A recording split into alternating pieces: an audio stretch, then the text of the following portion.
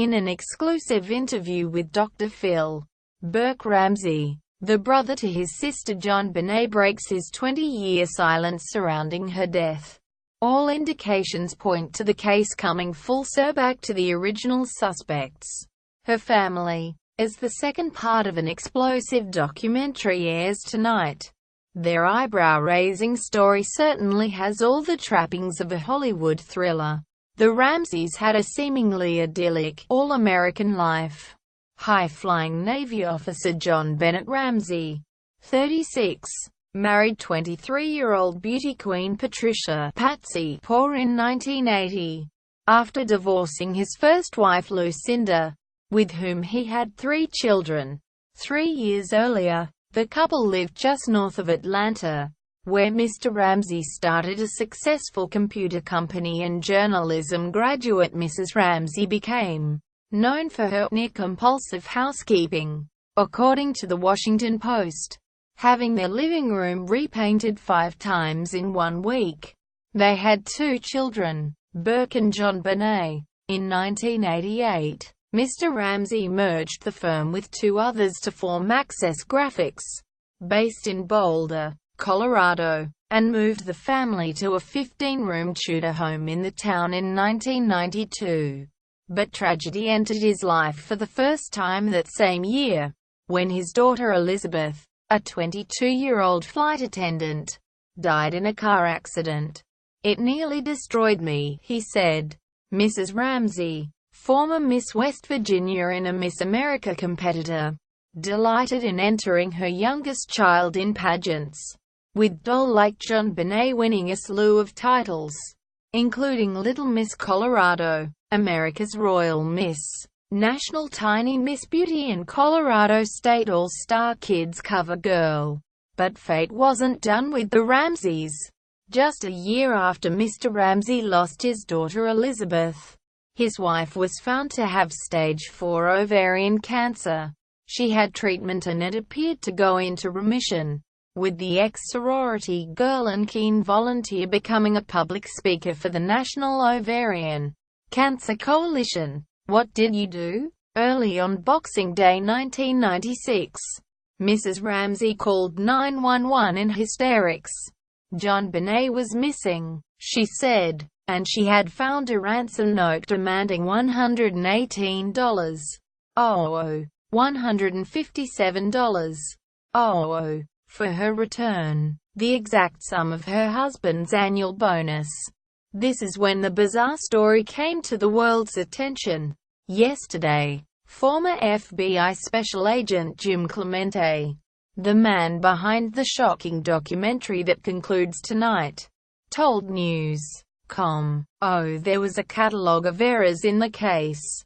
Former Boulder Police Chief Mark Beckner later admitted officials failed by not immediately separating the missing child's parents to get their statements.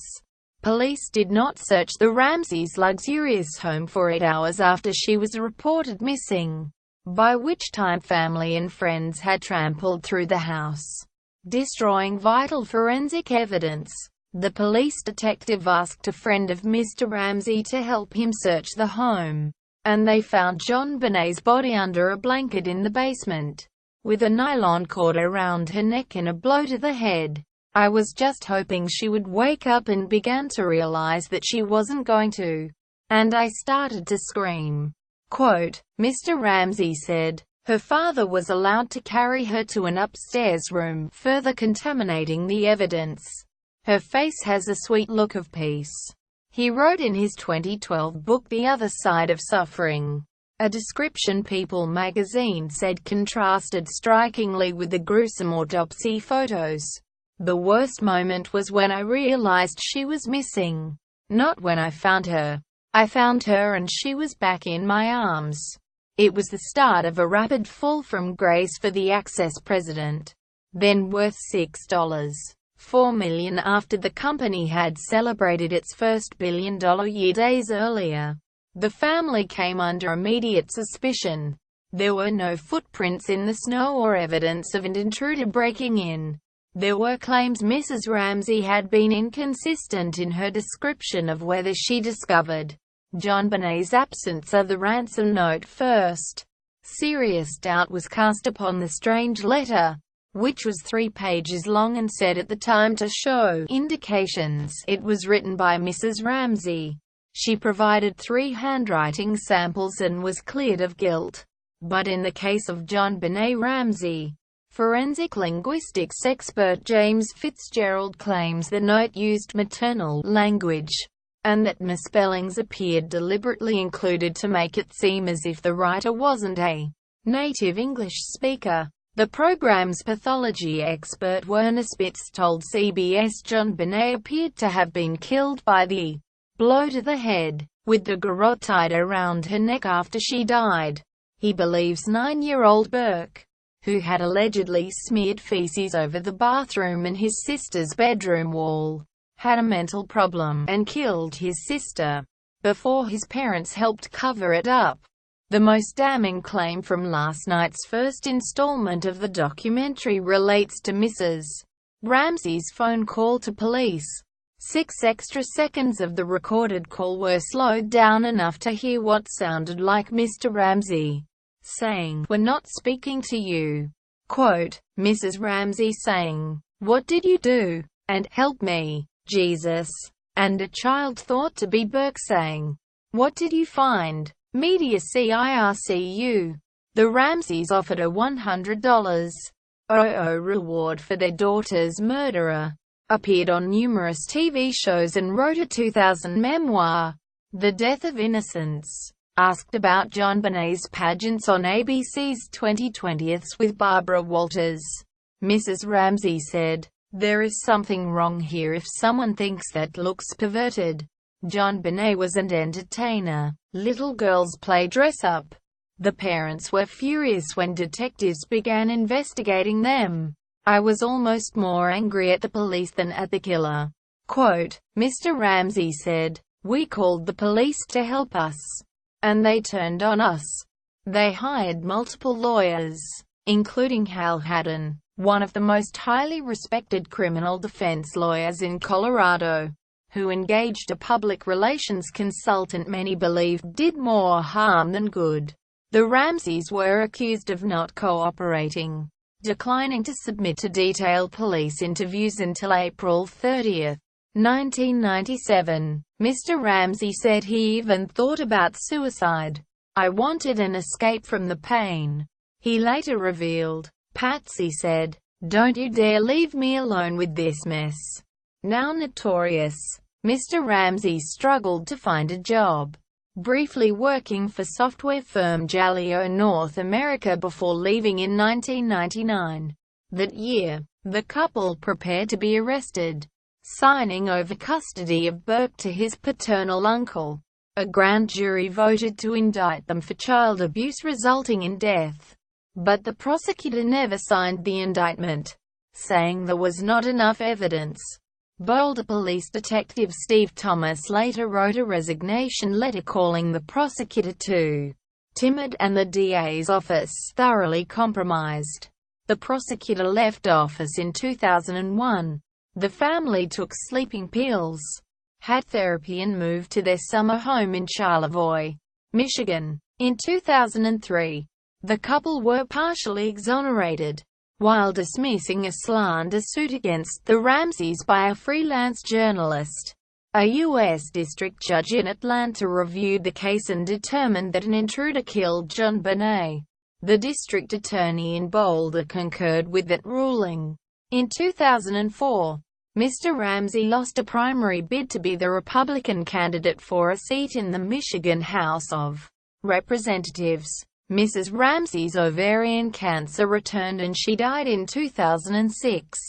2 years before Boulder, Mary Lacey fully exonerated the couple on the basis of DNA evidence found in John Bennett's underwear, which apparently pointed to an unnamed male culprit. But the case of John Bennett Ramsey throws doubt on this ruling, with the FBI's Mr. Clemente saying the DA did not know what she was talking about when she exonerated the family. Moving on, Mr. Ramsey briefly dated Beth Twitty, the mother of Natalie Holloway. the Alabama teenager who vanished in Aruba in 2005. But they broke up in 2007. He said at the time that he was ahead of her in the grieving process. The 67-year-old married Las Vegas fashion designer Jan Russo, 53, in July 2011. "John's got the most confidence of any human being I've ever met, and the least ego." Quote, Ms. Russo said. As of 2012, the couple had a promotional marketing company in Nevada. When suspect John Carr was arrested in 2006, Mr. Ramsey said he was surprised at how he felt. "He wasn't an evil, dark-looking person. I realized there could be a trial and with it the horror of knowing what happened. I wasn't excited about opening that wound again." He said he was trying to forgive the killer in his heart. Forgiveness is not saying to the killer, "Oh, it's okay." Forgiveness is a gift to give yourself. In his 2012 book, he said faith helped him through the nightmare. "Everybody has got a burden. And I wanted to tell people that it doesn't last forever. There is a light at the end of the tunnel."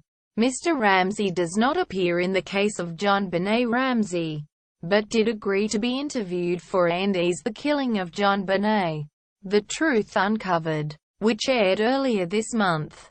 "We keep our curtains closed. Our doors and windows are locked," he said of his life today. "Going anywhere is a major organized and planned operation.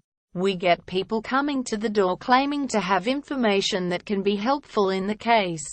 These accusations are wrong, and they are abhorrent." He told ABC News he now regrets putting his child in pageants, sharing one bad memory in particular with ABC News. Patsy had her sitting atop a friend's convertible in the Christmas parade, waving at the people lining the streets. Patsy's mother later told me that a strange man approached the car during the parade and it made her uncomfortable. "I think about these things now and it makes me cringe. We were so naive," he said. "I now believe with all my heart that it's not a good idea to put your child on display. No, I wouldn't allow her to participate in pageants. And I don't think that had anything to do with her murder, but I didn't care for the atmosphere. Particularly, the final episode of The Case of John Bennett Ramsey airs tonight, 8:40 p.m. on Channel 9. Emma.Reynolds@news.com.a. Investigator involved in the documentary The Case of John Bennett Ramsey enhances the audio on Patsy Ramsey's 911 call on the night she discovered her daughter was missing. Courtesy, The Case of John Bennett Ramsey, Channel